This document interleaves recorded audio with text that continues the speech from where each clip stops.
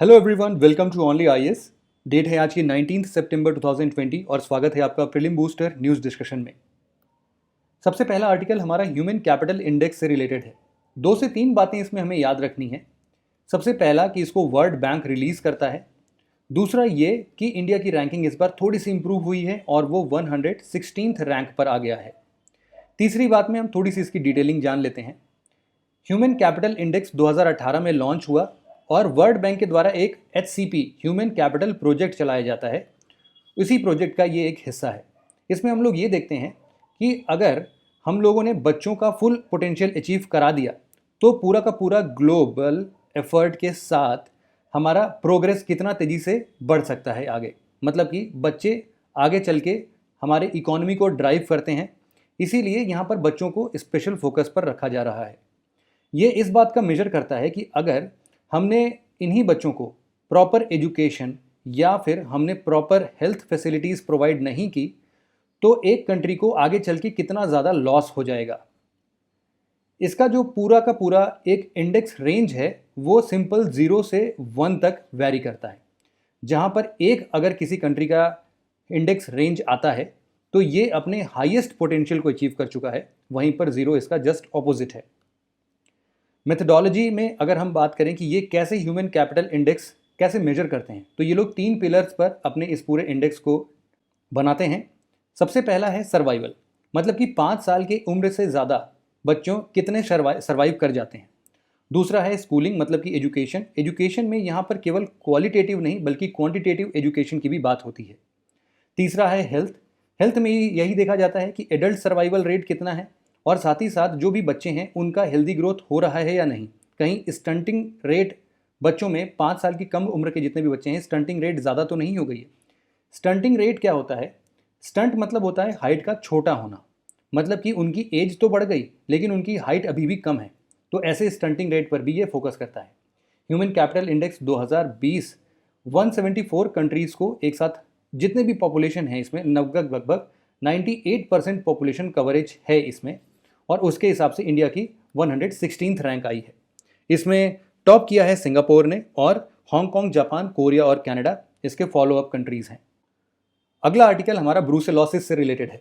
हाल फिलहाल में चाइना के अंदर में हज़ारों की तादाद में लोग ब्रूसेलोसिस का टेस्ट कराने पर पॉजिटिव पाए जा रहे हैं। ब्रूसेलोसिस जो है वो एक प्रकार का बैक्टीरियल डिसीज़ है। इसके अंदर जो ब्रूसेला है उस स्पेशीज़ के कारण जो भी जानवर होते हैं जैसे कि कैटल, स्वाइन, गोट्स, शिप और डॉग्स, ये लोग अफेक्ट हो जाते हैं। अगर ये इन बैक्टीरियल डिसीज से अफेक्ट हो गए और इंसान इनके डायरेक्ट कांटेक्ट में आ जाए या फिर कोई ऐसे एनिमल प्रोडक्ट्स का वो सेवन कर ले जो कि ब्रूसेलोसिस डिसीज से अफेक्टेड है या फिर कंटामिनेटेड है, तो इंसानों को भी ब्रूसेलोसिस हो जाता है। साथ ही साथ अगर जानवरों के आसपास में रह रहे जो भी एयरबॉर्न एजेंट्स होते हैं, अगर उनको इंसानों ने इनहेल कर लिया, सांस ले लिया, और उनके जरिए भी ये ब्रूसेलोसिस हो सकता है। पर्सन टू पर्सन ट्रांसमिशन बहुत रेयर है। इसके अलावा इसके जो सिम्टम्स हैं वो भी नॉर्मल फ्लू लाइक सिम्टम ही आते हैं। तबीयत खराब होने का मतलब है कि आपको फीवर होगा, कमज़ोरी होगी, आपका वेट लॉस होगा। इसके अलावा आप ये समझिए कि चूंकि ये बैक्टीरियल डिसीज़ है तो इसका ट्रीटमेंट एंटीबायोटिक से हो सकता है। एंटीबायोटिक से ट्रीटमेंट कराने पर एक दिक्कत ये आ रही है कि हफ्तों या महीने लग जा रहे हैं इसको सही होने में, और ये दोबारा भी हो सकता है। अगला आर्टिकल हमारा सीरियल इंटरवल से रिलेटेड है। हाल फिलहाल में चाइना के अंदर में एक स्टडी के जरिए ये पता लगाया गया कि जो भी कोविड-19 के ट्रांसमिशन थे लोकली, वो एक मंथ में अभी तक पाए ही नहीं गए। मतलब एक इंसान दूसरे इंसान को कोरोना पॉजिटिव बना ही नहीं पा रहा है। इसी के चलते सीरियल इंटरवल ये टर्म न्यूज़ में आया है। इस बार एक बार इसको डिफाइन करते हैं। सीरियल इंटरवल का सिंपल सा मतलब मैं आपको समझाता हूँ। मान लीजिए 2 पर्सन हैं, एक पर्सन ए है, एक पर्सन बी है। पर्सन ए को कोरोना पॉजिटिव आता है और इसको सिम्टम दिखने स्टार्ट हो जाते हैं मान लीजिए 19 सितंबर को। सिमिलरली ये बी के साथ चूंकि रह रहा है तो इसके ठीक कुछ दिनों बाद मान के चलिए कि 25 सितंबर को बी के अंदर भी कोरोना के पॉजिटिव सिम्टम्स आने दिखाई देने लगे। तो ये जो गैप है 25 सितंबर से 19 सितंबर के बीच का ये जो पीरियड है, इसी पीरियड को हम लोग बोलते हैं सीरियल इंटरवल। ये टर्म का पहली बार इस्तेमाल जो है वो 1942-45 में यूनाइटेड किंगडम के अंदर हेपेटाइटिस का एपिडेमिक फैला था उस टाइम पर। तो उस टाइम पर एक ब्रिटिश फिजिशियन थे जिनका नाम था विलियम पिकल्स। उन्होंने सीरियल इंटरवल का पहली बार इस्तेमाल किया था। उस टाइम पर उन्होंने इसका नाम ट्रांसमिशन इंटरवल रखा था। इसी के साथ साथ कुछ और भी टर्म्स हम समझते हैं, जैसे कि एक होता है इंक्यूबेशन पीरियड। इंक्यूबेशन पीरियड का मतलब ये होता है कि अगर एक पर्सन एक्सपोज हो चुका है वायरस से तो उसका सिम्टम कितने दिन बाद उसको दिख रहा है। मान लीजिए कि 10 सितंबर को कोई इंसान कोरोना पॉजिटिव के वायरस से एक्सपोज हो गया और उसका इफेक्ट जो है, मतलब जो सिम्टम है, वो 15 सितंबर से आने लगा। तो ये जो 5 दिन का गैप है यही इंक्यूबेशन पीरियड कहलाएगा। एक और टर्म होता है रिप्रोडक्शन रेट, जिसको हम लोग R0 भी बोलते हैं। ये रिप्रोडक्शन रेट इस बारे में बताता है कि मान लीजिए अगर एक पर्सन ए है, ये कितने पर्सन को इन्फेक्ट कर सकता है। मान लीजिए ऐसे भीड़ में चला जाए और ऐसे बहुत सारे BCDEFG ऐसे बहुत सारे पर्सन्स हैं, तो कितने लोगों को अफेक्ट कर सकता है, इसी नंबर को हम लोग रिप्रोडक्शन रेट बोलते हैं। ये जो सीरियल इंटरवल है इसका सिग्निफिकेंस क्या है? देखो, अगर सीरियल इंटरवल हमें पता चल जाता है तो हम एक बार ये पता लगा सकते हैं कि इस कोरोना का या फिर किसी भी एपिडेमिक का लहर जो है वो दोबारा कब आने वाला है। जैसे कि अभी न्यूज़ में चल रहा है ना कि दोबारा कोरोना के केसेस बढ़ने जा रहे हैं हाल फिलहाल में। ऐसे जगह पर जहाँ पर कोरोना के केसेस कम होने लगे थे वो आने वाले समय में वापस से तेज़ी से बढ़ जाएंगे। तो ये जो एक हमें अंदाज़ा देखने को मिलता है उसका हम लोग अच्छे से प्रिडिक्शन कर सकेंगे सीरियल इंटरवल का पता होने के बाद। अगर हम अफ्रीकन कॉन्टिनेंट को देख रहे हैं और इसके सदर्न रीजन पर आ जाएं तो आप यहाँ पर ध्यान दीजिएगा। ये कंट्री है जिसका नाम है नामीबिया। इसी के बिल्कुल वेस्टर्न एज पर हम लोग नामीब डिज़र्ट पढ़ते हैं और नामीबिया के जस्ट ईस्टर्न साइड पर हम लोग कालाहारी डिज़र्ट पढ़ते हैं। इसी के ऊपर ये एतोशा पैन है, ये आप देख रहे हैं ग्रीन कलर का, ये है एतोशा पैन। ये एक प्रकार का एंडोरिक सॉल्ट पैन है। अब इसका मतलब क्या होता है इसके लिए भी अभी हम पढ़ते हैं, फिलहाल लोकेशन एक बार देख लेते हैं। यहाँ पर चूंकि ये इतोशा पैन बेस्ड है और यहाँ पर ये जो ग्रीन कलर देख रहे हैं, सबसे अच्छी बात ये है कि ये रामसार साइट्स के अंदर भी काउंट होता है। मतलब कि इंटरनेशनल रिकॉग्निशन है इसके पास रामसार साइट्स का। यहाँ पर ये इसकी खासियत ये है कि ये हमेशा तो सूखा रहता है लेकिन कभी बारिश होती है, चूँकि काफ़ी सॉल्टी एरिया है ये, तो उससे जो भी पानी है यहाँ का वो हेविली सॉल्टेड हो जाता है और मिनरल सरफेस पर डिपॉजिट हो जाते हैं।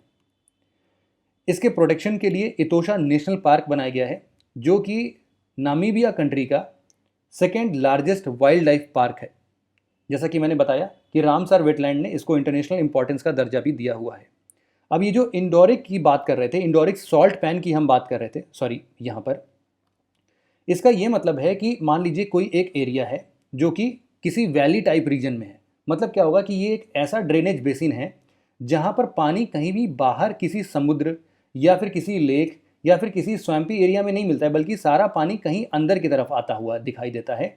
और अंदर की तरफ मान लीजिए कोई भी छोटा सा एक स्वैम्प होगा जो कि परमानेंट भी हो सकता है और सीजनल भी हो सकता है। इसके बेसिस पर ऐसे बेसिन को, ऐसे क्लोज्ड ड्रेनेज बेसिन को हम लोग इंडोरिक बेसिन बोलते हैं। इसी बेसिन से मिलता जुलता फीचर ये एटोसा पैन का भी है। अगला आर्टिकल हमारा basic exchange and cooperation agreement बेका से रिलेटेड है।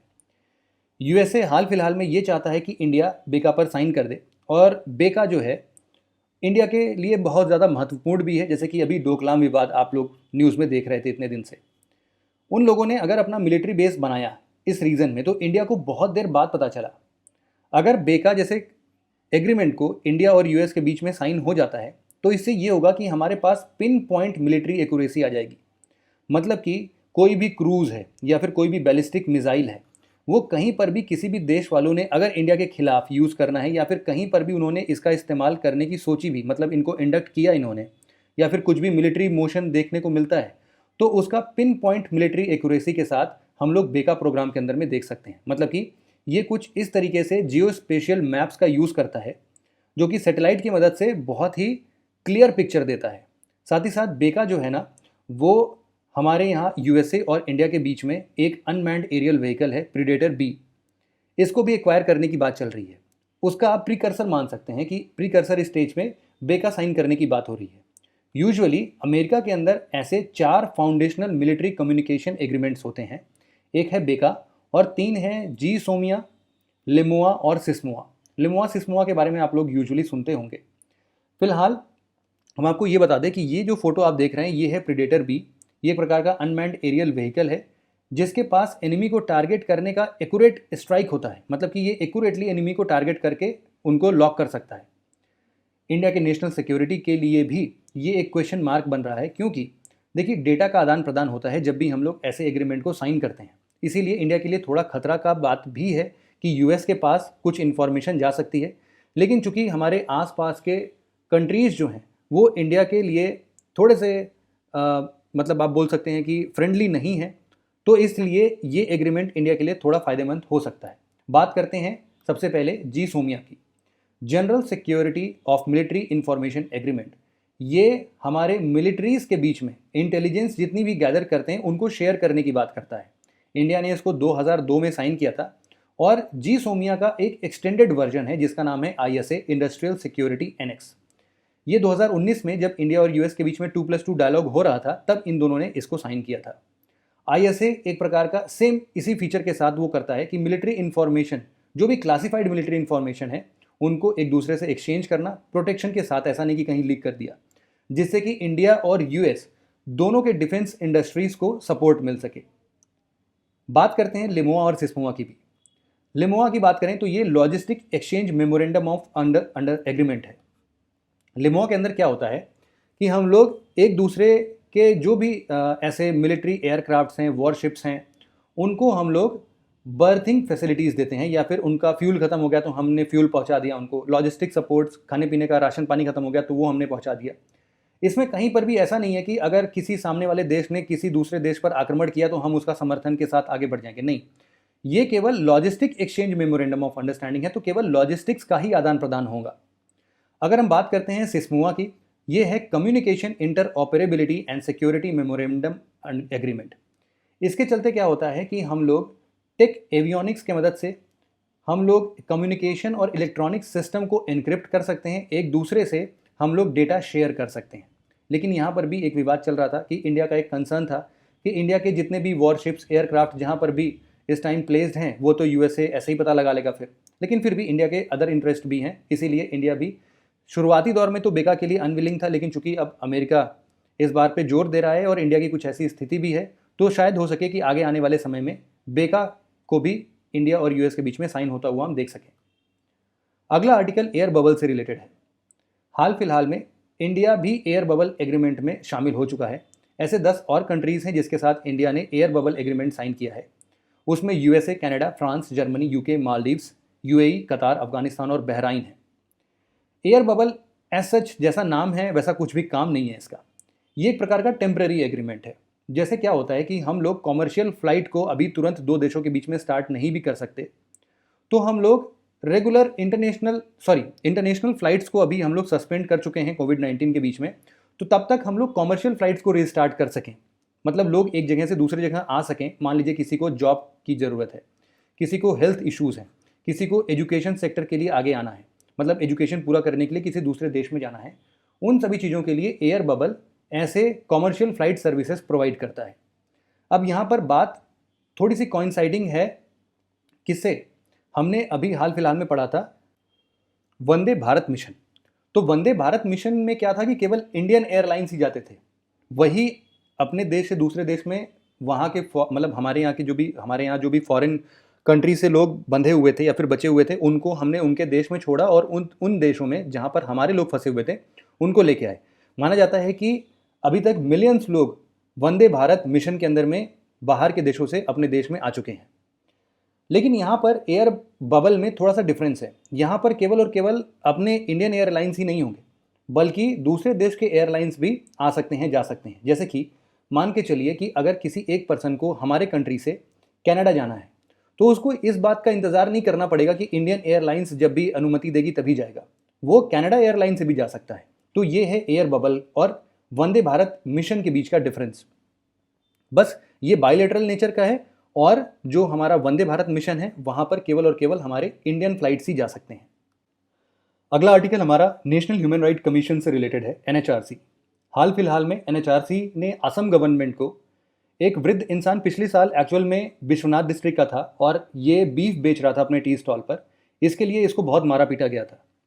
इसकी भरपाई के लिए एनएचआरसी ने असम गवर्नमेंट को 1 लाख रुपए जुर्माना देने की बात की है इस इंसान को। तो यहाँ पर मुद्दा ये है कि एनएचआरसी के पास इतनी पावर है कि वो किसी स्टेट गवर्नमेंट को ऐसा बोल सके। इस न्यूज़ से तो हमें इतना ही लेना था। फिलहाल हम एनएचआरसी के बारे में एक बार डिस्कशन कर लेते हैं। सबसे पहले हमें ये पता होना चाहिए कि एनएचआरसी एक प्रकार की स्टेचुटरी बॉडी है जो कि protection of human rights act 1993 के अंतर्गत बनाया गया है। 12 अक्टूबर 1993 को एनएचआरसी बनाया गया था। साथ ही साथ इसी एक्ट के अंदर में स्टेट ह्यूमन राइट कमीशन को भी बनाने की बात की गई है। कॉम्पोजिशन की बात करें तो इसमें एक चेयरपर्सन है जो कि retired chief justice of India हो सकते हैं या फिर सुप्रीम कोर्ट के कोई जज हो सकते हैं। प्रेसिडेंट के द्वारा अपॉइंट किए जाते हैं, लेकिन प्रेसिडेंट को एक 6 मेंबर की कमेटी है जो कि रिकमेंड करती है। ये 6 मेंबर की कमेटी कौन कौन रहता है इसमें? सबसे पहले प्राइम मिनिस्टर हैं जो कि इस कमेटी के हेड हैं, लोकसभा का स्पीकर है, राज्यसभा का डिप्टी चेयरमैन है और लीडर ऑफ अपोजिशन है लोकसभा और राज्यसभा से, और साथ ही साथ यूनियन होम मिनिस्टर है। ये लोग 3 साल के टर्म के लिए अपॉइंट किए जाते हैं या फिर जब तक इनका 70 साल का उम्र नहीं हो जाता। मतलब कि या तो 3 साल इनकी सर्विस खत्म हो जाए या फिर 70 साल, जो भी पहले आएगा वो उनका टर्म और रिमूवल का बात बता देगा। एनएचआरसी एक्ट के अंतर्गत ये भी लिखा गया है कि इनको अगर हमें रिमूव करना है तो प्रेसिडेंट के पास ये पावर है कि वो इनको रिमूव कर सकता है, लेकिन जो 2 बेसिस बताए गए हैं इसमें है एक प्रूव्ड मिसबिहेवियर और इनकैपेसिटी। प्रूव्ड मिसबिहेवियर और प्रूव्ड इनकैपेसिटी का मतलब ये होता है कि सुप्रीम कोर्ट के पास ये मैटर जाएगा, प्रेसिडेंट उनको रेफर करेगा, सुप्रीम कोर्ट इंक्वायरी बैठाएगा, अगर एलिगेशन सही हैं तो ही ये प्रेसिडेंट को बोलेगा कि हाँ अब आप इनको रिमूव कर सकते हो। अगला आर्टिकल हमारा लेप्टार्मा बिजू से रिलेटेड है। हाल फिलहाल में 2 यूनिवर्सिटीज़ ने, एक सिंगापुर की है और एक हमारे इंडिया में केरला बेस्ड यूनिवर्सिटी है, जिनका नाम बहुत इंपॉर्टेंट तो नहीं है। तो उन्होंने एक लेप्टार्मा बिजू के नाम से एक नई स्पेशीज़ की खोज की है। ये स्पेशीज़ ट्री स्पाइडर क्रैब की स्पेशीज़ है। यहाँ पर कसारगोड केरला में एक जगह है, वहाँ पर मैंग्रोव फॉरेस्ट के अंदर में इसको पाया गया। लेप्टार्मा बिजू चूंकि इसलिए इंपॉर्टेंट हो जाता है क्योंकि लेप्टार्मा स्पेशीज़ का ये ऐसा पहला स्पेशीज़ है स्पाइडर क्रैब का जो कि हमारे कंट्री में पाया गया है। इसका नाम जो लेप्टार्मा बिजू रखा गया है, ये जो हमारे यूनिवर्सिटी ऑफ केरला के अंदर में ये जो department of aquatic biology and fisheries है, इसके हेड ऑफ डिपार्टमेंट है, उनका नाम है बिजू कुमार। उन्हीं के नाम पर लेप्टार्मा बिजू का नाम रखा गया है। फाइनली हम एक बार क्विक रिवीजन देख लेते हैं। सबसे पहले ह्यूमन कैपिटल इंडेक्स, ये यूएनडीपी के द्वारा रिलीज किया जाता है? बिल्कुल नहीं। किसके द्वारा? वर्ल्ड बैंक के द्वारा। ये हो गया हमारा फॉल्स स्टेटमेंट। ब्रूसेलोसिस एक बैक्टीरियल डिसीज है जो कि ब्रूसेला स्पीसीज के कारण होती है, बिल्कुल सही, ट्रू स्टेटमेंट है। इतोशा पैन की हमने बात की जो कि कालाहारी बेसिन के पास में है, लेकिन नॉर्थ ऑफ अमेरिका नहीं, नॉर्थ ऑफ नामीबिया है, इसीलिए ये स्टेटमेंट भी गलत है, फॉल्स हो जाएगा। नेशनल ह्यूमन राइट कमीशन एक नॉन स्टेचुटरी बॉडी है? नहीं, ये एक स्टेचुटरी बॉडी है जिसका गठन 12 अक्टूबर 1993 में किया गया था, तो ये भी स्टेटमेंट फॉल्स हो गया। लेप्टार्मा बिजू की बात की हमने जो कि केरला के कसारगोड वाले मैंग्रोव फॉरेस्ट में पाया गया है, ये ट्री स्पाइडर क्रैब की नई स्पीशीज़ है, तो बिल्कुल है, ये स्टेटमेंट ट्रू है। तो बस आज के डिस्कशन में इतना ही था। Thank you very much for listening it very patiently friends. Have a nice day.